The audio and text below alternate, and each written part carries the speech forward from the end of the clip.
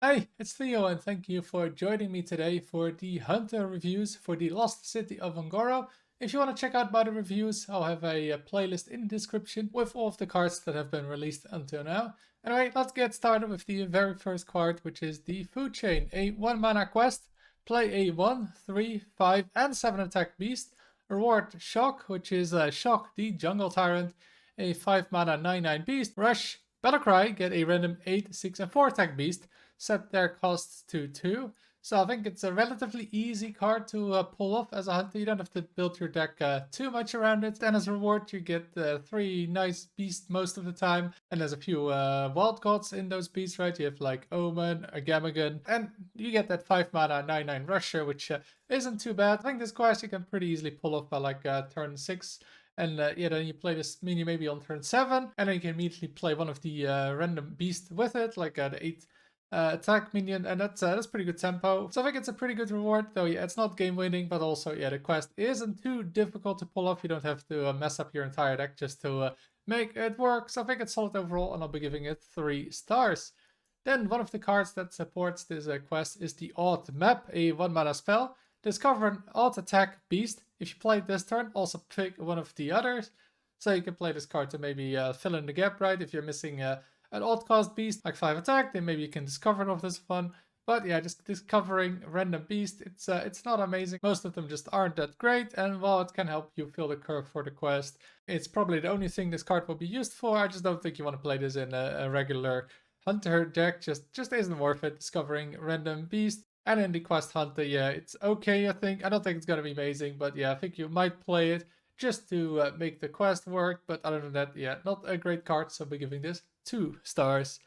And then the third card we have is the Grazing Stegodon, a 3 mana 0/5 beast.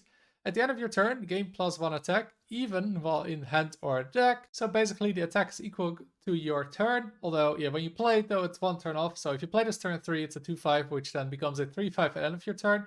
So it can be kind of difficult to maybe use it with the quest, right? Can't just play it on 3 when this is the strongest. And then late game, yeah, this card seems pretty awful. I mean, turn 9, yeah, you get a 3 mana 9/5. I mean, who cares? At that point, just playing vanilla minions. Yeah, it's not gonna win the game. And even on turn 3, like it's a 3/5, that's the best you can do. But even that is, yeah, it's just not super amazing. A 3 mana 3/5. I don't think that's what you want to be doing right now. And I don't think this is worth either to run just for the quest. There's gotta be better beasts than this. And just a kind of weak amount of stats with no immediate impact. Yeah, I don't think you want to be playing that kind of card. And I'll be giving this 1 star. Then the next card we have, again, probably for the quest, is the Revelsaur Matriarch.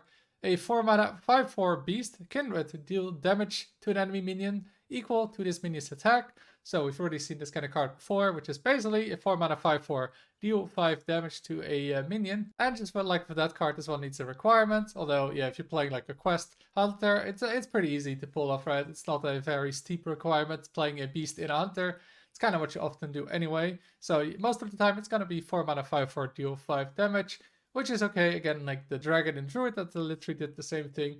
And while this one can be better, right, if you like buff it with damage, I don't think it's going to happen too often, and I don't think it's going to be too much of a benefit. So I think it's most of the time just going to be 4 mana 5/4, deal 5. And yeah, that's just okay kind of nowadays, especially because yeah, the opponent has to play minion and you need to play the beast the previous turn, which again isn't too difficult. So yeah, I think it's just an okay card, maybe for the quest, right? Because you need to complete the quest, it can be solid, so I'll be giving this 2 stars. Then the next card we have here is the Supreme Dynamancy, a 5 mana spell. Give +2/+2 to all beasts in your hand, deck, and battlefield. So this is a pretty massive buff to every beast you have, and yeah, if you head on board, this is pretty amazing, right? Just a lot of damage you can push face immediately, and it buffs your hand and your deck, so all your beasts are gonna be pretty massive. But it does cost 5 mana, and yeah, if you don't have a board, it's really slow. 5 mana do nothing immediately. It's really hard to play cards like that nowadays, unless they have an amazing effect. And I feel like most cards are just not really worth buffing in Hunter. Also, yeah, just not that many beasts. Like, there's not that many beasts that really benefit from this one. It's not like Lifesteal Cleave anymore, anything like that. So I just feel like there's really a lack of good beasts to buff with this. Well, it can help you with the quest, right? Like a 5 attack becomes a 7 attack. Yeah, I don't think this is really gonna be worth running, but still, it's a big buff overall, so I don't want to completely write it off, so I'll be giving this card 2 stars. Then another card for the quest, we have the Terrowing Ravager, a 6 mana 7/5 beast. Rush. Kindred costs 2 less. So this is obviously the card you play for the quest for the 7 attack. It is the one good 7 cost beast you can play. There's really not that many anyway you can play.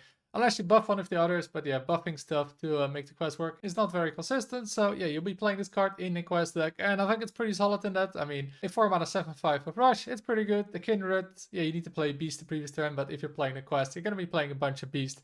It's not a very big requirement again, playing a Beast in a Hunter deck. So if you play Quest Hunter, you'll definitely be playing this card. Outside of that, maybe if you're playing a lot of Beasts, you can run this. But just a single Rush minion isn't too amazing in today's meta, so I don't think it will be too good outside of the quest. But in the quest, I think it's going to be pretty solid to advance it, and I'll be giving it 3 stars.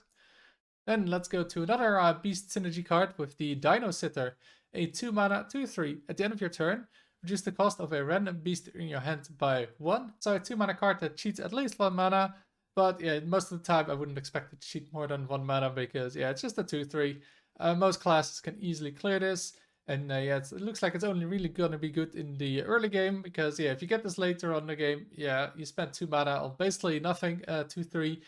To cheat 1 mana, yeah, that doesn't really seem to be worth it. Maybe an aggro deck where you want to tempo some beast, but it's not super amazing, and it doesn't provide anything else beyond the 1 mana discount for the next turn, and you need to have beast as well in hand. So it seems pretty mediocre overall, maybe in like an aggressive beast hunter, or maybe in some combo deck where you want to combo beast. I don't know what, nothing at the moment I think. So I'll be giving this card 2 stars. Then a new spell we have is Cower in Fear, a 2 mana spell, deal 3 damage to a minion. The next beast you play this turn costs 2 less. So basically another 0 mana deal 3 card, just like we saw with Mage. And we had previously with Bone Spike in Rogue. And yeah, these cards are always really good. 0 mana deal 3 is just really good tempo. And again, the requirement is just very easy, where you need to play beast that turn. You're playing Hunter, you'll have plenty of beast. It's just gonna work most of the time. And just 0 mana deal 3 is really good, just like with Mage. Yeah, late game it might not do too much, but in early game, you often lose the board, as maybe as Hunter with maybe some of the slower card, right? You play the quest.